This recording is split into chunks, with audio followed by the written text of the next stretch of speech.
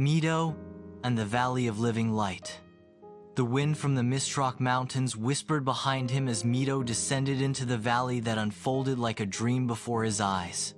After days among the snow and stone, this new land seemed almost unreal. Colors shimmered in the air. The grass glowed faintly with silver hues, and the trees were unlike any Mido had seen, tall and twisting, with leaves that pulsed with a gentle light, as if breathing. Strange birds with crystal wings fluttered overhead, singing songs that sounded like the twinkling of stars. Mido paused at the edge of the ridge and stared in awe. This was the Valley of Living Light, spoken of in half whispers by the jungle elders. It was said to be a sacred place where the sky touched the earth and the light of the world had its birthplace.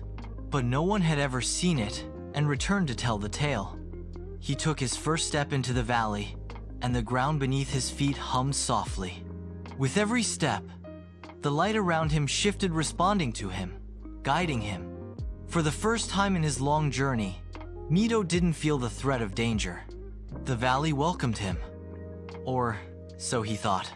On the third day in the valley, Mido encountered a strange creature unlike any predator he had faced. It wasn't made of flesh and bone, it was made of pure light, flickering like a flame given shape. It floated above the ground, eyes like glowing suns, and spoke directly into his mind. "You are not of the light," it said. "Why do you walk this sacred land?" Mido stepped forward, not with aggression, but respect. "I seek not to take, but to understand," he said. "I've journeyed far to find what lies beyond the mountains, to find myself." The creature pulsed with light, then split into 3 copies of itself. They circled him, testing his spirit. "Then you must pass the trials of the valley, not with strength, but with heart." Suddenly, Mido was surrounded by illusions. One moment, he was back in the jungle, facing the wolves that had once threatened him. But this time, he was small, powerless. The wolves attacked, but instead of fighting, he stood his ground with calm, understanding in his eyes. The illusion shifted.